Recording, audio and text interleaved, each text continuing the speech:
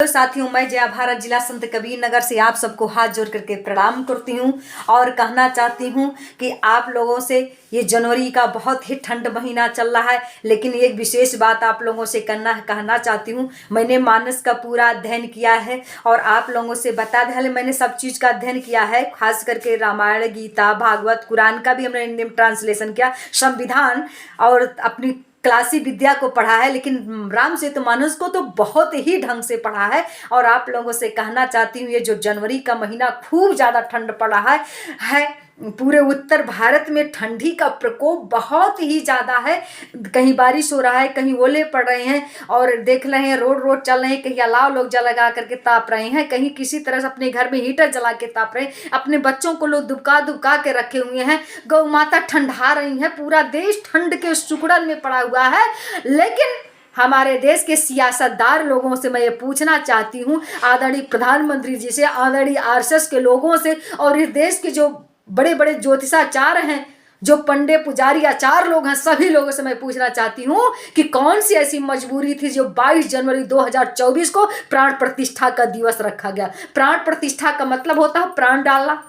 आप लोगों के शब्दों में, मैं तो नहीं जानती हूँ किसी चीज में प्राण डाल सकता है व्यक्ति, लेकिन अगर प्राण प्रतिष्ठा का यही माने, यही अर्थ है सीधे शब्दों में कि किसी निर्जीव चीज में प्राण डाल देना, तो पत्थर में प्राण डाल देना, तो भगवान राम जी का प्राण डालने का मतलब जिंदा कर देना, प्राण डालने का मतलब कि जन्म होना।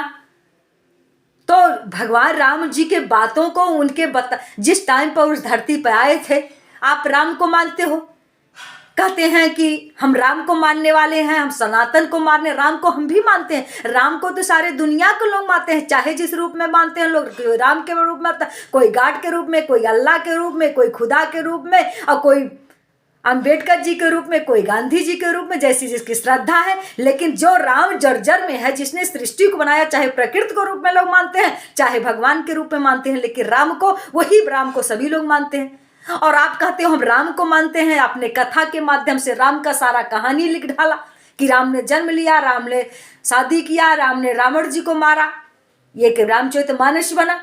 तो जो कथाकारों ने लिखा, जिसके जो टाइम राम जी के माध्यम से मुकर्रर किया गया कि वो रामनवमी के दिन, चैत्र के रामनवमी के दिन पैदा हुए। क्यों पैदा हुए? क्योंकि दिन अच्छा था और एक राजा के यहाँ पैदा लेना था। तो जब राजा के लिए के यहाँ पैदा होते, तो आप लोगों से बता दें कि वहाँ पर तमाम दास दासियाँ, गरीब जनता, तमाम लोग, नाच होता, डांस होता, प्रवचन होता, कीर्तन होता। भगवान राम ने सोचा होगा कि हम ऐसे टाइम में जाएंगे जहां गरीब आदमी भी हमारा उत्साह देखने के लिए आया है, जहां पर एक भूखा आदमी भी आ सकता है, जब ठंड नहीं लगेगा तो कोई भी आ सकता है, एक गरीब आदमी भी आ सकता है, एक बच्चा भी आ सकता है मेरे पैदाइश में। तभी तो वो चैत्र महीने में आए।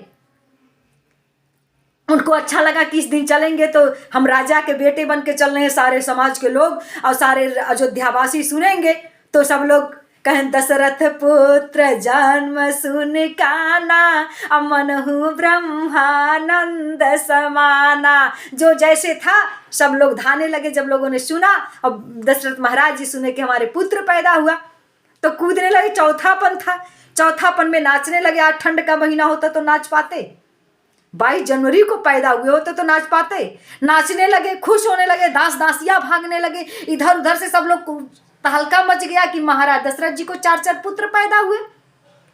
तो मैं ये पूछना चाहती हूँ कि जब जब इतने अच्छे दिन पे आए तभी तो, लेकिन आज क्या है? आज 22 जनवरी को क्या ऐसा, मैं देश के प्रशासन से पूछना चाहती हूँ, कौन सा ऐसा अर्जेंट पड़ गया जब 500 साल तक एक केस चलता रहा और ये फैसला 2 साल पहले आया था कोर्ट का, तो कौन सा ऐसा मुसीबत आन पड़ा कि 22 जनवरी को ही प्राण प्रतिष्ठा होना चाहिए, जनवरी महीने में होना चाहिए।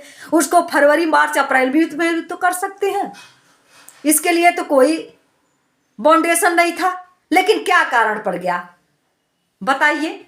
आखिर में राम को मानने वाले और राम के ही दिन पर, जिस दिन राम जी प्राण जन्म लेना, तो राम जी जन्म तो नवमी को दिन होता है। किसी का जन्मदिन होता है, बर्थडे होता है, तो जिस दिन पैदा होता है उसी दिन करता है कि उसके पहले हो जाए। लोग बताएं हमको, प्रधानमंत्री जी अपना जन्मदिन कभी कभी जब भी मन करता तभी बना देते हैं, साल में 2 बार बताते हैं कि अब हुआ था कभी कब। लेकिन रामचंद्र जी का तो लिखित प्रमाणित है। आप पढ़े लिखे नहीं हो, अनपढ़ हो, आपके माँ बाप ने नहीं लिखा होगा जन्मपत्र, लेकिन भगवान राम जी का मानस के माध्यम से, जिस मानस को आप मानते हो उसी मानस के माध्यम से, उसी रामायण में बाबा तुलसीदास ने साफे लिख दिया कि चैत महीना में नवमी रात्र था, नवमी में वो पैदा हुए थे। तो बताइए, जब चैत महीना नवमी में पैदा हुए थे तो आपको क्या गर्जान पड़ी कि 22 जनवरी को उनको पैदा करने जा रहे हैं, प्राण प्रतिष्ठा करने जा रहे हैं? मार्च अप्रैल में भी तो होना चाहिए। और ये भी नहीं, नवमी एकदम सर पे है, ज्यादा दूर थोड़ा नवमी है, आपके सर पे आने वाला है। तो फिर कौन सी ऐसी गर्ज पड़ी, मैं जानना चाहती हूँ, देशवासी भी जानना चाहते हैं। लेकिन मेरे दिमाग से 2 बातें आ रही है।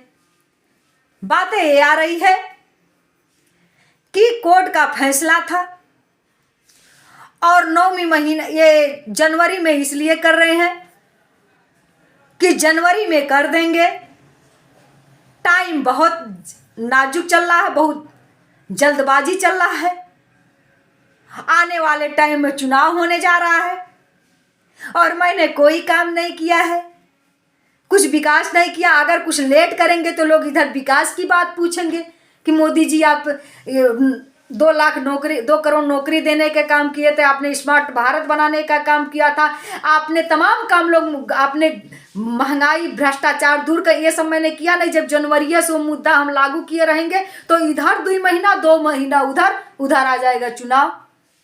अब अगर मैं मार्च अप्रैल में करता हूँ तो हो सकता है आचार संहिता लागू हो जाए, तो प्रचार करने का मुझे टाइम ना मिले कि मैंने मंदिर बनाया, मैंने उद्घाटन किया, मैंने देश के सेलिब्रिटियों को बनाया, मेरा तमाम उनका मतलब हो जाएगा ना।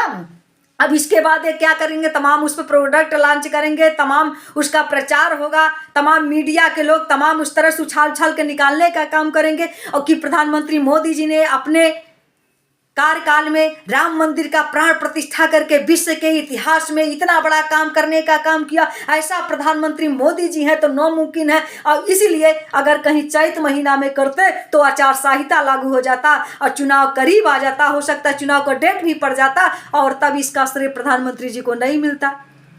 और प्रधानमंत्री जी यही चाह रहे थे, आरएसएस के लोग एक कुर्सी पाने के लिए राम के नाम की ऐसी की तैसी करना चाह रहे हैं, राम के सिद्धांतों का ऐसी तैसी। राम को ये मान थोड़ रहे हैं दिल से, ये राम के नाम पर सत्ता पाना चाह रहे हैं, ये राम के नाम पर कुर्सी हथियाना चाह रहे हैं, ये राम के नाम पर प्रचार करने का तंत्र बनाना चाह रहे हैं। ये बड़े बड़े सेलिब्रिटी जो है, राम के नाम पर तमाम प्रोडक्ट बनेगा, राम के नाम पर तमाम मंदिर बनेगा, इस पर ये खड़े होकर के प्रचार करने का ये भी प्रोडक्ट पाएंगे, ये प्रधानमंत्री को कमीशन देंगे, ये तमाम जगह तमाम बनने का काम करेगा, तमाम होटल बनेंगे, तमाम जगह मतलब ये उद्यान बनेंगे, ये सब बड़े बड़े ठेकेदार पा जाएंगे, इनके लोग पा जाएंगे।